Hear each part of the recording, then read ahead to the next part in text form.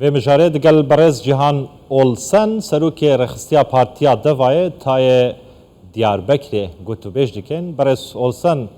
وارباش تو بخیر هاتی دست پی که سر پرسا کردان هم گوتو بیجان بکن پارتیا دوای چاوا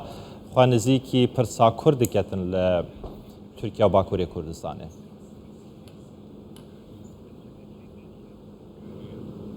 Evet. Teşekkür ediyorum. Spas dikim goşana ve hoş be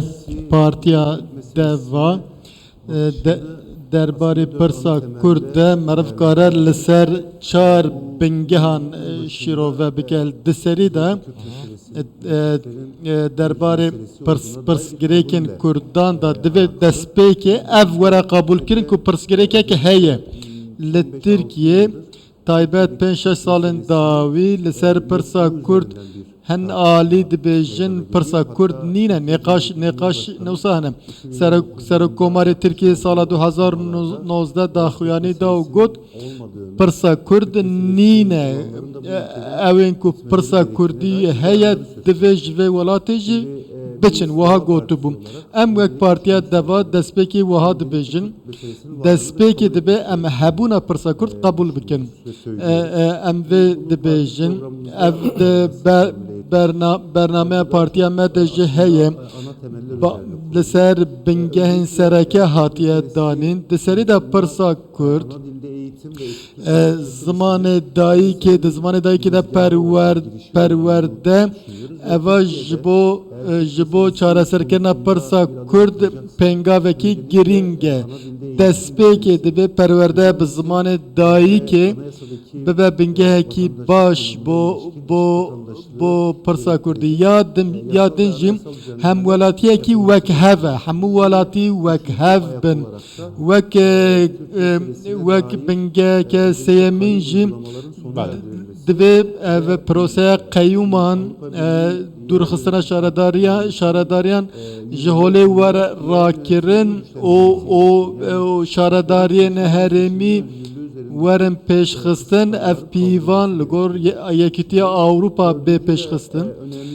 ya çarem jî ev çil salin şerûpevçûnek heye divê demê da hen alozî hene lê pirsên cîhanê çawa hatine çareserkirin divê yên Tirkiye jî ev çil sal ev aloziyên çil salan bûye hewayê were çareserkirin niha partiya deva li ser van çar xalên sereke bernameya xwe danîne û dixwaze bûye awayê Pirsa Kurd bi awayekî rasteqîne bi awayekî bingehîn çareser bikin. Wata masaya şeş alî masaya şeş alî ya opozisyonê li Tirkiyeyê çawa xwenizîkî parta HDP diketin Parta Demokratîka Gelan ji bo vê yekê ku Pirsa Kurdan bi hemahengî digel HDP çare bikin çareser bikin.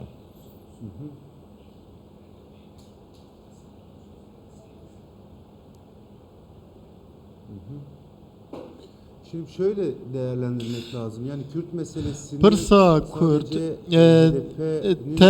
tenê Pirsa HDP nîne dibe ev ne tenê sere HDP bibe barekî 120 partiyên siyasî li Tirkiye hene dibe her yek ji bo çareserkirina Pirsa Kurdî îradeya xwe nîşan bidin divan divê pirsê de hin neheqî hene tenê bi HDP çareserkirin eva me dibe şaşiyan rast HDP ji bo çareserkirina vê pirsê akterekî girîng e lê divê partiyên siyasîyên din jî evin li Tirkiye her wiha saziyên civaka sivîl û hemû gelên Tirkiye ji bo çareserkirina Pirsa Kurd îradeya xwe nîşan bidin ev masaya şeş aliyan li ser bingehên sereke sereke hatiya avakirin o dezgehên ku pîvanên ku hatine xerakirin dixwaze wana çeke li ser vê bingehê hatiya avakirin Bale. divê em li ser vê hin aliyan hestiyar bin êdî her pirsgirêkek li Tirkiye dibe sedemê cudakirine aliyan ji hev dûr dixe nakokiyan tweetek dibe sebebê zindankirinê divê demê de ji bo çareserkirina pirsa Kurd destpêkê divê pîvanên dewleta yasayî û demokrasî Zor başa. Beres olsan beriyan hacim amaje pêker ku Kemal Kılıçdaroğlu dibêjîtin eger layenên opozisyonê razî bibin ez ê bibim namzet ji bo serokkomariya Tirkiyeyê hêk wek parta deva li Tirkiyeyê devayê li Tirkiyeyê razî ne ku namzedê we Kemal Kılıçdaroğlu bîtin?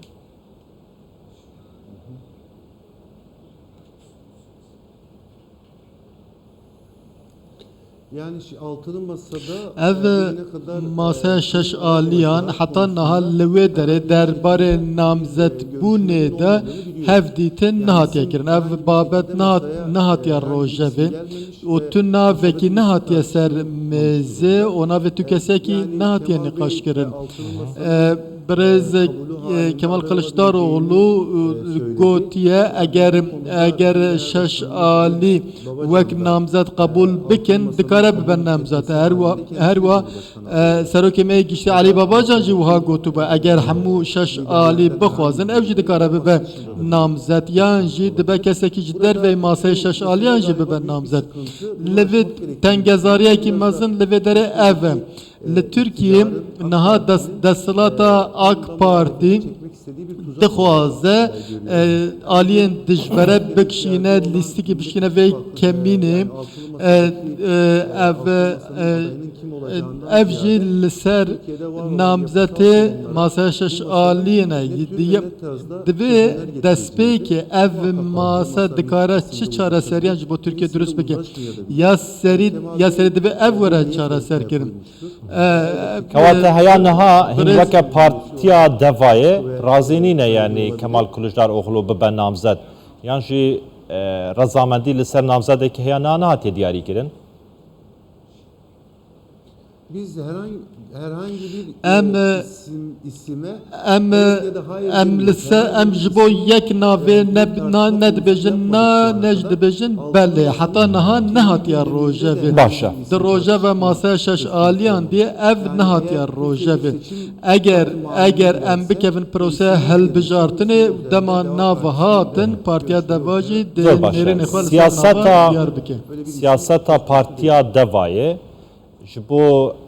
siyaseta derveya Tirkiyeyê çiye nirxandina we çiye taybet ji bo Bakurê Sûriyeyê heng çawa xwe nizîkî vê mijarê dikin? Evet. Yani bununla ilgili genel li ser vê babetê serokê me giştî û nêrîna partiya me jî ev daxuyanî dan e em niha dibêjin siyaseta dervê desthilatê niha nîne li ser pîvanên sereke tev nagere tenê wek siyasetekê rojane ji wek karên rojane vê birêve dibe û siyaseta derve niha wiha birêve diçe em taybet dikarin eşkere ve bêjin partiya deva naxwaze li derdorê sînorên Tirkiye şer û pevçûn û alozî hebin dixwaze hemû welat pirsgirêkên xwe navxweyî bi xwe çareser bikin û tu destêwerdanekî derekî nebe helbet Tirkiye bi cîranên xwe re dê kar bike hevdîtinan bike siyasetê xwe bi wan re bimeşîne lê dema kar hat siyaseta navxweyî divê Tirkiye siyaseta navxwe û siyaseta derve tevlihev neke di siyaseta derve de niha desthilat دخوازن ناکوکین سوریه شر سوریه دناv خود بکار بینه جبو سیاست نافخویی بکار بینه Spas. دبی ام دبیجن لازمه سیاست در و یا ترکی وها نبه او دست وردان جبو دولات جیران نبه برز جیهان اولسن سروکی رخستنا پارتیا دوایه تای دیاربکر لستودیین مال دیاربکر گلک سپاس